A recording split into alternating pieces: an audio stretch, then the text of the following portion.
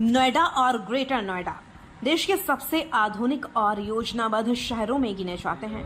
करोड़ों रुपए की परियोजनाएं, स्मार्ट सिटी के दावे, विश्व स्तरीय इंफ्रास्ट्रक्चर और निवेश की बड़ी बड़ी बातें, लेकिन जमीनी हकीकत क्या है?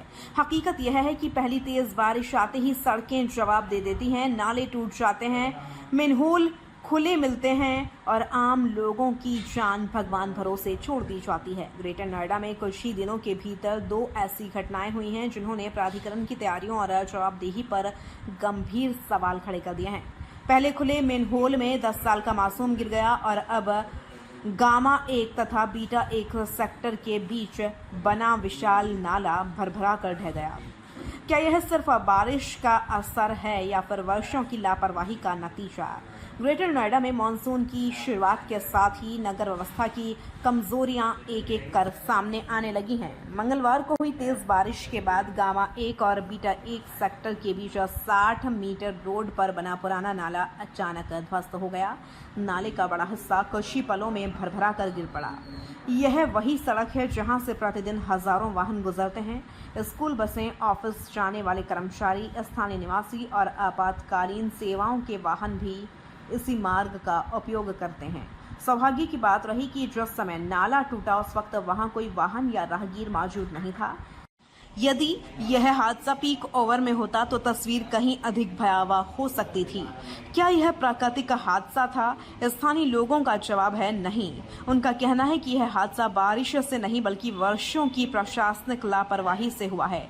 निवासियों के अनुसार नाले की दीवारें काफी समय से कमजोर थीं। कई बार ग्रेटर नोएडा प्राधिकरण को लिखित शिकायतें दी गईं। स्थानीय जनप्रतिनिधियों को भी अवगत कराया गया। फोन पर शिकायतें हुई, ऑनलाइन शिकायतें दर्ज कराई गईं, लेकिन कार्रवाई केवल फाइलों तक सीमित रही। जब तक हादसा नहीं हुआ, किसी अधिकारी ने मौके पर आकर वास्तविक स्थिति देखने की जरूरत नहीं समझी। बारिश ने खोल दी तैयारी की पोल। मानसून शुरू होने से पहले हर साल दावा किया जाता है कि नालों की सफाई पूरी हो चुकी है, कमजोर संरचनाओं की मरम्मत कर दी गई है, जल निकासी व्यवस्था पूरी तैयार है, किसी प्रकार की समस्या नहीं आएगी। लेकिन पहली तेज बारिश ने इन सभी दावों को कटघरे में खड़ा कर दिया है। नाला पानी से भर गया, पानी का दबाव बढ़ा, कमजोर संरचना टूट गई और पूरा हिस्सा धंस गया। अब सवाल यह है कि अगर नाले की तकनीकी जांच समय पर हुई होती तो क्या यह हादसा टल सकता था? लेकिन कहानी यही खत्म नहीं होती। यह उसी शहर की कहानी है जहां कुछ दिन पहले एक 10 वर्षीय मासूम खुले मेनहोल में गिर गया था। सेक्टर 150 स्थित IFS विला के सामने सड़क किनारे मेनहोल का ढक्कन खुला पड़ा था। कोई चेतावनी बोर्ड नहीं, कोई बैरिकेडिंग नहीं, कोई सुरक्षा व्यवस्था नहीं। मां के साथ जा रहा बच्चा अचानक खुले मेनहोल में समा गया। कुछ सेकंड के भीतर बच्चा नाले के अंदर चला गया। मां की चीखें गूंजने लगी। लोग इकट्ठा हुए, लेकिन किसी को समझ नहीं आया कि आखिर बच्चे को कैसे बचाया जाए। फरिश्ता बनकर पहुंचे अधिकारी। इसी दौरान वहां से गुजर रहे यात्री कर अधिकारी राजेश मोहन और उनकी टीम मौके पर पहुंची। उन्होंने बिना इंतजार किए रेस्क्यू शुरू किया। करीब 7 से 8 मिनट तक लगातार प्रयास किया गया। आखिरकार बच्चे को सुरक्षित बाहर निकाल लिया गया। जब बच्चा बाहर आया तो वह पूरी तरह कीचड़ और गंदगी से लथपथ था। उसके मुंह में गंदा पानी भर चुका था। राहगीरों ने पानी से उसका मुंह साफ कराया। अगर कुछ मिनट और देर हो जाती तो यह खबर शायद किसी मासूम की मौत की होती। क्या यह पहला हादसा था? जी बिल्कुल नहीं। ग्रेटर नोएडा के खुले नाले पहले भी कई परिवारों को तबाह कर चुके हैं। 23 मई 2024 इकोटेक 3 क्षेत्र में एक व्यक्ति नाले की पुलिया में फंस गया। पुलिस ने काफी मशक्कत के बाद उसकी जान बचाई। 7 जून 2023 एक तेज रफ्तार वैगनार कार खुले नाले में जा गिरी। 3 लोगों की मौके पर ही मौत हो गई, 2 लोग गंभीर रूप से घायल हुए थे। 2 मार्च 2025 बीटा 2 क्षेत्र में एक कार अनियंत्रित होकर नाले में गिर गई। इस हादसे में एक स्टेशन मास्टर की जान चली गई। इतने हादसों के बाद भी शहर के अधिकांश बड़े नाले आज भी खुले पड़े हैं। नोएडा प्राधिकरण भी सवालों के घेरे में है। सवाल केवल ग्रेटर नोएडा तक सीमित नहीं है। नोएडा में भी हाल ही में सेक्टर 150 क्षेत्र में युवराज मेहता की दर्दनाक मौत ने शहर की सुरक्षा व्यवस्था पर गंभीर सवाल खड़े कर दिए थे। इसके बावजूद खुले मैनहोल और असुरक्षित नालों की समस्या जस की तस बनी हुई है।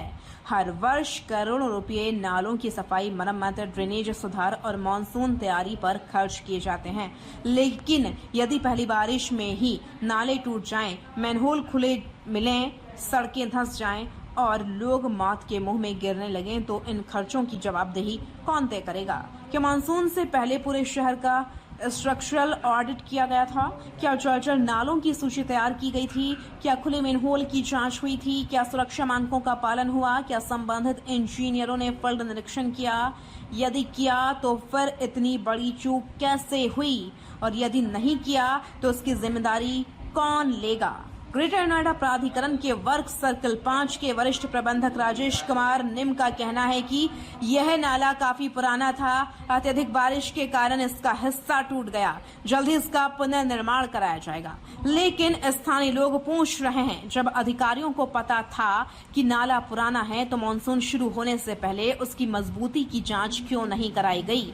अब स्थानीय निवासी सिर्फ मरम्मत नहीं चाहते, वे जवाबदेही चाहते हैं। लोगों की प्रमुख मांगे हैं पूरे नोएडा और ग्रेटर नोएडा के सभी नालों का स्वतंत्र तकनीकी सुरक्षा ऑडिट कराया जाए, सभी खुले मेनहोल तत्काल बंद किए जाएं, जर्जर नालों का पुनर्निर्माण प्राथमिकता पर हो, सभी खतरनाक स्थानों पर बैरिकेडिंग और चेतावनी बोर्ड लगाए जाएं, मानसून से पहले हुए कार्यों की गुणवत्ता की जांच कराई जाए।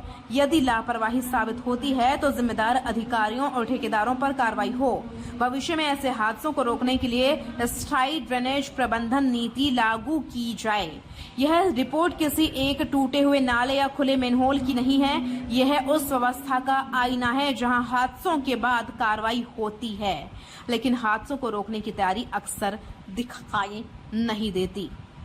आज सवाल केवल ग्रेटर नोएडा प्राधिकरण से नहीं बल्कि नोएडा प्राधिकरण से भी है। क्या दोनों प्राधिकरण मानसून को हर साल केवल एक मौसमी चुनौती मानकर कागजी तैयारियों तक सीमित रहेंगे, या इस बार शहर की सुरक्षा को सर्वोच्च प्राथमिकता देंगे?